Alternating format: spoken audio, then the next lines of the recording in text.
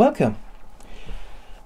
I have to say, I don't get fidget spinners. And the people who are blissfully unaware of these things, please stop now and don't go any further. But if you're interested to what I'm talking about these suspicious looking things. And okay, I have to say, first of all, this is one of the most pointless toys I have ever seen.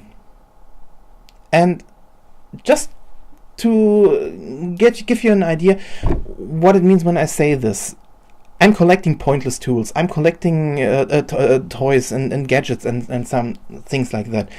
And you can see I have a fidget cube, and I'm an original backer of this one. So it's not that I say they don't have any right to exist. They have a right to exist, and just looking from the way they are constructed, they aren't bad, or they aren't that bad. Just say that it's a pointless toy. It's more like a spin top for your fingers, and with some magnets and ball bearings in them. So it's, like I said, it's a pointless toy that has all right to exist in many ways. What I have a problem with, and that's the big point for me. How did these things get so massive big? How did this craze started, and is it even still going on? That's what I want to know. So what I mean is this: normally you only hear about these things in forums or specific sites, internet, or mostly internet, or if you see people having these things somewhere when they walk by you, or somewhere in the streets or schoolyards or somewhere. There normally you see such gadgets and things like this. And when you get newspapers, news stations, and these kinds of or let's say if you get into the main news, in the evening news, then how normally here in Germany you don't hear about these crazes. Somewhere, if some news station will bring something, then it's most somewhere late at night, somewhere midday, but it's most a footnote. It's nothing very spectacular in this case, but there were so many news out there, and like I said, primetime news and so on, where they talked about these things and said how they change at the moment school, and how kids don't that they teachers try to take them away, and sometimes things like that. Then you know there's something going on with these things. And when your local supermarket starts selling these cheapest Chinese knockoff of these toys, then you know this craze is so big that nobody wants to bypass it. So everyone thinks they need these things, and that's the part I don't get. Some people say these are something like the yo-yos we had in the past, and that's the point where I call totally and utterly bullshit. Don't get me wrong. Like I said, if you have fun playing with these things and these toys, kudos for you. I think when I have one of these, I think 10-15 minutes, then I will throw it in a drawer and will forget it for the next years until I take everything out and see that I had someone. But some of these things. But I had many yo-yos in my past, and I was even able, so I'm not talking about these cheap ones. I had really good ones. Some were really good ball bearings in them and really good for tricks. And I was able to do some of them. I'm not sure if I still can do them if I have one. So yeah, it's but you know where I'm coming from. And people say that they can do nearly the same amount of tricks with these things than with a yo-yo, and that's where I call bullshit on these things, because everyone I have asked, or all the people I know who have one of these things, nobody was able to show me what they can do. All what they could show me was spinning it between their fingers. Nobody was able to show me some trick. In the past, everyone who had a yo-yo was able to show you at least one cheap trick in many cases. They were able to do these tricks on the fly. You could give them a yo-yo. They were able to do them with nearly every yo they got in their fingers. So they were able to do and to show you these. Here, they just tell you, yeah, you can do this, you can do that, but nobody could show it you on the spot. So that's where I call bullshit, that they can do the same things with a yo-yo like with this one, with a fidget spinner. And this is just one part I call bullshit, because so many people out there also say, yeah, they needed to relax and just to get a little bit distracted when they're working at the computer. And okay, going back to the fidget cube. I'm personally someone who, when there's a pen in the near of my computer, or when I'm watching television or something like that, it won't take long to a point where I have this one in my fingers and start clicking with it. So I'm using a pen to distract myself a little bit, and in most of the cases, people that are near me will say to stop it. This was the reason why I backed the fidget cube, because I thought this was a great idea. I know this is it's a pointless toy if you have a clicky pen, but yeah, I thought just it has its clickers, it has some joystick, it has there are more things to do with this one. Yeah, it has a small ball in them.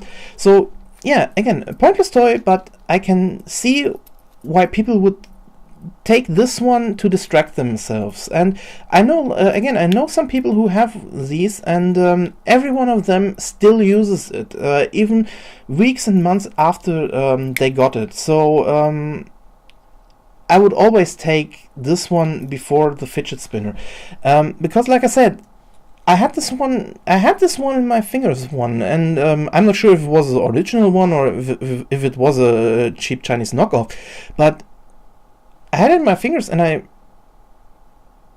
didn't know what to do. Let's say it this way. Yeah, I spinned it once, I spinned it twice, but I can't think about it. Holding it the whole time between my fingers this way or some other way and just spinning it. I don't get the distraction. I think there will be a point where my fingers will clamp together in some kind of way and will start to hurt. But again, I haven't the problem with this one. So yeah, why did this craze started? Why did it become so big? If people out there can explain it to me, please be my guest. This why do people buy this? Why do people buy this thing? Because they think they must have it, that they can be distracted with this. There are so many other toys out there, and fidget gadgets out there that could distract you. And I'm not saying that you shouldn't, that this hasn't some point in some case, even if it's a pointless toy, but that so many people think that they have to buy these things. And I mean, in my eyes, they aren't cheap. The Chinese knockoff my supermarket sells, that thing is, you can see it's cheap, because I think this is one of the cheapest I've seen to this date, and even they cost €5, something between $4 and $5 at the moment. And yeah, that's, in my eyes, that's not cheap for small plastic toy in this case. So yeah, like I said, I don't get this craze. And if you're let's say it this way, I know that some people say great for people with autism and something like that. And just to be clear, if you have someone who uses it in this case and has fun with it, then kudos for you. Again, I'm not saying that you can't have fun with these things. I'm just saying I don't get that this craze got this extreme, that so many people say this is one of these hottest selling toys. Everyone has to have them. And again, I don't get it. This is one, even for me, who like I said, I collect these things. I have so many pointless things in my drawers and everywhere, and even I have to shake my head about this thing. And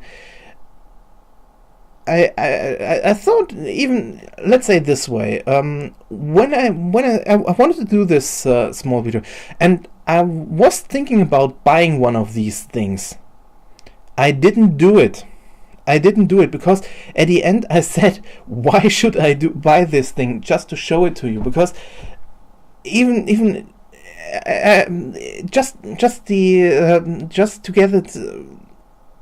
The only way I had to, if I wanted to get it quick, I had to buy the Chinese chug-off from my local supermarket, and in the internet I had to wait for some time. So yeah, I said it wouldn't.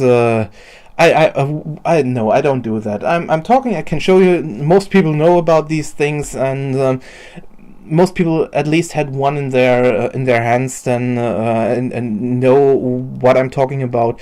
And yeah, again, if you have fun with them, then have a lot of fun. I don't want to take it away from you. It's like I said, the only thing that I really don't get, and I really find I'm very curious, is how this craze started, and is this craze still on? Are people still buying these things? And will it survive the summer? Will after the summer these things disappear the way they just appeared on the market, and nobody will talk about these things at the end of the year, and or you can find these things everywhere in the garbage bins, and I don't know, but yeah, just I don't get these things, and I